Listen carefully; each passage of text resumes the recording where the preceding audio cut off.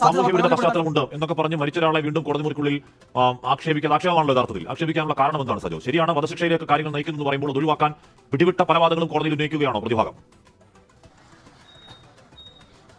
ഹാഷ്മി, അതായത് ഇത്തരം സംഭവങ്ങളിൽ പ്രതിക്ക് എങ്ങനെയെങ്കിലും ശിക്ഷയുടെ കാഠിന്യം കുറയ്ക്കാനുള്ള പരമാവധി എല്ലാ വഴികളും എല്ലാ പരിശ്രമവും, അത് ചിലപ്പോൾ ആക്ഷേപവും അധിക്ഷേപവും ഒക്കെ ആയി മാറും, അങ്ങനെ എല്ലാ വഴികളും അവർ പയറ്റുന്നു എന്നതാണ് കാണേണ്ടത്. അതായത് ഈ ഘട്ടത്തിൽ ഗ്രീഷ്മ കുറ്റക്കാരിയാണെന്ന് കണ്ടെത്തിയും അതിൽ തന്നെ ഈ കേസിന്റെ സ്വഭാവം കോടതി അത്യപൂർവമായ സ്വഭാവം ഉണ്ട് എന്ന് കണ്ടെത്തിയാൽ പരമാവധി ശിക്ഷയിലേക്ക് പോകും. അത് എങ്ങനെയെങ്കിലും ഒഴിവാക്കാനുള്ള അവസാനവട്ട പരിശ്രമം പ്രതിഭാഗത്തിന്റെ ഭാഗത്തു നിന്നും ഉണ്ടാകുന്നു എന്നതാണ് ഈ വാദമുഖങ്ങളെ വെച്ച് നമുക്ക് വിലയിരുത്തേണ്ടത്.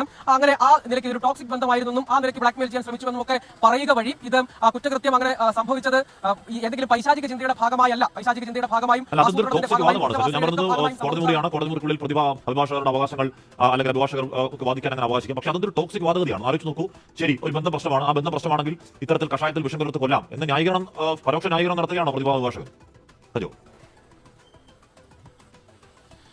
ഹാഷ്മി, അത് ഒരുപക്ഷെ കോടതിയിൽ നിയമ അഭിഭാഷകർ അവരുടെ എല്ലാ സാധ്യതയും പ്രയോജനപ്പെടുത്തുന്നു. അക്കാര്യത്തിൽ പ്രത്യേകിച്ചൊരു നീതിയും തന്റെ കക്ഷിക്ക് വേണ്ടി പരമാവധി വാദങ്ങൾ മുന്നോട്ട് വെക്കുക എന്നതാണ്. അതിൽ നിയമപരമായ തടസ്സങ്ങളൊന്നുമില്ല എന്ന് നമ്മൾ കാണണം. അതിൽ ധാർമ്മിക പ്രശ്നങ്ങൾ മാത്രമേ ഉള്ളൂ. അതിന്റെ ശരിതെറ്റുകൾ നമുക്കറിയാവുന്നതാണ്. ഒരു ചെറുപ്പക്കാരനെ ഏത് വിധമാണ് ക്രൂരമായി ഈ ലോകത്ത് നിന്ന് പ്രതി ഇല്ലായ്മ ചെയ്തത് എന്നത് കോടതിയിൽ തന്നെ തെളിഞ്ഞതാണ് സംശയാതീതമായി എന്നത് നമ്മൾ കാണേണ്ടതുണ്ട്. അക്കാര്യം കോടതി കുറ്റക്കാരിയാണെന്ന് കണ്ടെത്തുകയും അത് അംഗീകരിച്ചതുമാണ്. പക്ഷേ നിയമപരമായ തടസ്സമൊന്നുമില്ല. പ്രതിഭാഗ അഭിഭാഷകന് എല്ലാ വഴിയും പ്രയോജനപ്പെടുത്തുന്നതിന്, എല്ലാ തന്ത്രങ്ങളും അക്കാര്യത്തിൽ പ്രയോജനപ്പെടുത്തുന്നതിൽ നിയമപരമായ തെറ്റൊന്നുമില്ല. അവർ ആ വഴിയും അവസാനം പയറ്റുന്നു എന്നത് മാത്രമേ ഉള്ളൂ. പക്ഷേ കോടതി അംഗീകരിച്ചതാണ് ഇക്കാര്യത്തിൽ പ്രതി കുറ്റക്കാരിയാണ് എന്ന് കണ്ടെത്തുകയും പ്രോസിക്യൂഷന്റെ പ്രധാന ചാർജുകൾ അംഗീകരിക്കുകയും ചെയ്തിട്ടുള്ളതാണ്. ഈ വാദമുഖങ്ങൾ മുന്നോട്ട് വെച്ചാൽ തന്നെയും കോടതി അത് അംഗീകരിക്കണം എന്ന് നമ്മൾ കാണണം. അങ്ങനെ ഒരു സാമൂഹിക വിരുദ്ധ സ്വഭാവമൊന്നും ഇല്ല എന്നടക്കം എല്ലാം പരിഗണിച്ചുകൊണ്ട് പരമാവധി ശിക്ഷ എന്നത് പരമാവധി നൽകാൻ കഴിയുക ജീവപര്യന്തം മാത്രമാണ് എന്ന് വാദിക്കുകയാണ്. അങ്ങനെ ആ വാദമുഖങ്ങളുടെ ശരിതെറ്റുകൾ, ധാർമ്മികമായ ശരിതെറ്റുകളെ യഥാർത്ഥത്തിൽ നമുക്ക് പിന്നീട് പരിശോധിക്കാവുന്നതുമാണ്. അക്കാര്യത്തിൽ പക്ഷേ കോടതിയും പരിഗണിക്കും എന്ന് നമുക്ക് പ്രത്യാശിക്കുകയും ചെയ്യാം.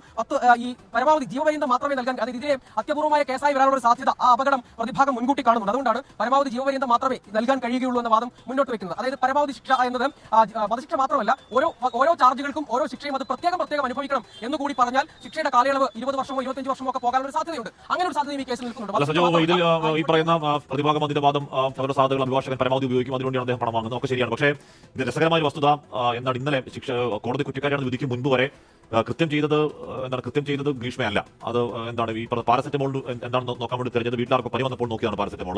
പാരക്വിറ്റ് ഒരു മനുഷ്യനെ എത്ര പെട്ടെന്ന് കൊല്ലും എന്ന് ഗൂഗിൾ തെരഞ്ഞത് സ്വയം ആത്മഹത്യക്ക് വേണ്ടി ഗ്രീഷ്മ തെരഞ്ഞു നോക്കിയതാണ് എന്നൊക്കെ വാദം ഉന്നയിച്ച പ്രതിഭാഗമാണ് കുറ്റക്കാരി എന്ന് കാണുമ്പോൾ എന്താണ്, ഇത് ടോക്സിക് റിലേഷൻഷിപ്പാണ്, പല രീതിയിൽ പുറത്തു നടക്കാൻ ശ്രമിച്ചു, ഷാരോൺ വിടാതെ പിന്തുടർന്നു, കിടപ്പുറ ദൃശ്യങ്ങൾ സൂക്ഷിച്ചു, സാമൂഹ്യ വിരുദ്ധനാണ് അല്ലെങ്കിൽ സാമൂഹ്യ വിരുദ്ധ പശ്ചാത്തലമുണ്ട്, അതിനെ ധാർമ്മികമായി ന്യായീകരിക്കും തുടങ്ങിയ വാദങ്ങൾ ഉന്നയിക്കുന്നു എന്നുള്ളത് ഞാൻ പറഞ്ഞത് കോടതി മുറിക്കുള്ളിലെ ഒരുപക്ഷെ അഭിഭാഷകരുടെ ഒരു ഗത്യന്തരമില്ലായ്മയാവണം, എങ്കിൽ കൂടിയും ഒരു കൗതുകമുണ്ട് അതിൽ.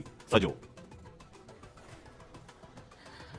ഹാഷ്മി, ആ നിയമപരമായ അവകാശത്തെ യഥാർത്ഥത്തിൽ ആ നിലയ്ക്ക് നമുക്ക് ഓഡിറ്റ് ചെയ്യാം എന്നുള്ളതല്ലാതെ അതിൽ എന്തെങ്കിലും നിയമപരമായ തടസ്സമില്ല. കാരണം നിലവിൽ കോടതി കുറ്റക്കാരിയാണെന്ന് പറഞ്ഞു കഴിഞ്ഞു. അതുകൊണ്ട് ഈ മലക്കം മറിച്ചിൽ എന്തെങ്കിലും ഒരു സാധ്യതയില്ല. പിന്നെ എന്ത് ചെയ്യാൻ കഴിയും എന്ന ഭാഗമാണ്. അതിൽ കൗതുകമുണ്ട് എന്നത് അംഗീകരിക്കുമ്പോൾ തന്നെയും കുറ്റക്കാരി എന്ന് കോടതി കണ്ടെത്തി കഴിഞ്ഞു. ഇനിയിപ്പോൾ അതിനുശേഷമുള്ള വാദമുഖങ്ങൾ മാത്രം പറഞ്ഞിട്ടേ കാര്യമുള്ളൂ. പഴയ വാദമുഖങ്ങൾ വീണ്ടും ആവർത്തിക്കുന്നതിൽ അർത്ഥമില്ല എന്നതുകൊണ്ടാണ് പ്രതിഭാഗം ഇനി എന്താണ് രക്ഷപ്പെടാനുള്ള വഴി, ഇനി എന്താണ് ശിക്ഷയുടെ കാഠിന്യം കുറയ്ക്കാനുള്ള വഴി, അത്യപൂർവ്വ സാധ്യത അവിടെ നിൽക്കുന്നുണ്ടല്ലോ എന്നതുകൊണ്ട് മറ്റെന്ത് വഴിയുണ്ട് എന്നതുകൊണ്ടാണ് ഇക്കാര്യത്തിൽ വിക്ടിമിനെ ബ്ലെയിം ചെയ്യാനുള്ള ശ്രമം ഉണ്ടാകുന്നത്. യഥാർത്ഥത്തിൽ അത് ജുഡീഷ്യൽ പ്രോസസിന്റെ ഭാഗമായി അത് നമുക്ക് അംഗീകരിക്കാൻ കഴിയുകയില്ലെങ്കിൽ ജുഡീഷ്യൽ പ്രോസസിന്റെ ഭാഗമായും അത് പ്രതിഭാഗത്തിന് ഉന്നയിക്കാൻ കഴിയും എന്നതാണ് അതിന്റെ നിയമപരമായ വശം. അതുകൊണ്ട് ആ കാര്യത്തെ നമുക്ക് നോക്കിക്കാണാം എന്നതിൽ കവിഞ്ഞതിൽ ഏതെങ്കിലും തരത്തിൽ നിയമപരമായ വിമർശനത്തിന് സാധ്യതയില്ല എന്നതുകൂടി കാണണം. അതിൽ അതായത് വധശിക്ഷ എന്ന പരമാവധി ശിക്ഷാ സാധ്യതയൊക്കെ ആണെങ്കിൽ ആ ശിക്ഷ നടപ്പാക്കുന്നു എന്നതിനപ്പുറത്തേക്കും പുറം ലോകം കാണാൻ കഴിയുകയില്ല എന്നതാണ്. അതിൽ പിന്നീട് മേൽക്കോടതികളിലേക്കൊക്കെ പോയി അതിൽ ഇളവ് കിട്ടിയില്ലെങ്കിൽ പിന്നീട് യഥാർത്ഥത്തിൽ പുറം ലോകം കാണാൻ കഴിയാത്ത വിധമുള്ള ശിക്ഷയിലേക്ക് കാര്യങ്ങൾ പോകും. അതുകൊണ്ട് വിചാരണ കോടതിയിൽ നിന്ന് വധശിക്ഷ കിട്ടിയത് മേൽക്കോടതിയിൽ സ്റ്റേ കിട്ടിയാൽ പോലും ഈ ശിക്ഷാ കാലയളവിന്റെ കാര്യത്തിൽ പിന്നീട് വലിയ പ്രതിസന്ധി ഉണ്ടാകും. അതുകൊണ്ട് ഈ പരമാവധി ശിക്ഷ കിട്ടരുതെന്ന നിർബന്ധം നിമിത്തം അതിന് എന്തെല്ലാം വാദമുഖങ്ങൾ ഉന്നയിക്കാൻ കഴിയുമോ ആ വാദം അഥവാ ഇരയെ ബ്ലെയിം ചെയ്യുക എന്ന ശ്രമമാണ്. അത് സ്വാഭാവികമായും അങ്ങനെ കോടതിയിൽ വാദമുഖങ്ങൾ നിരത്താനുള്ള അവകാശം പ്രതിഭാഗത്തുണ്ട്. ആ സാധ്യത അവർ പ്രയോജനപ്പെടുത്തുന്നു എന്നതാണ്. വധശിക്ഷ ഒരു തരത്തിലും നിരത്തുന്നതല്ല, നൽകാൻ കഴിയുന്ന ഒരു കേസല്ല എന്ന് വാദിക്കണം. പ്രോസിക്യൂഷൻ അതിശക്തമായി വാദിച്ചു. അത്യപൂർവ്വ സ്വഭാവത്തിലുള്ള ഒരു കേസാണ്. ഒരു ചെറുപ്പക്കാരനെ അത്യന്തം ക്രൂരമായി കൊലപ്പെടുത്തിയ കേസാണ്. അതിൽ തെളിവുകളുണ്ട്, സാഹചര്യങ്ങളുണ്ട്, അവരുടെ പൈശാചിക സ്വഭാവം ആസൂത്രണം ഒക്കെ പുറത്തു വന്നത് കോടതിയിൽ തെളിഞ്ഞതാണ്. അതുകൊണ്ട് ഏറ്റവും പരമാവധി ശിക്ഷ നൽകണം എന്ന പ്രോസിക്യൂഷൻ വാദം മുന്നോട്ട് വെച്ചപ്പോൾ കോടതിയിൽ നന്മ ഉപദേശിക്കുന്ന പ്രതിഭാഗം പ്രതിയെ മാനസാന്തരപ്പെടുത്തി സമൂഹത്തിന് ഭാഗമാക്കേണ്ടതുണ്ട്.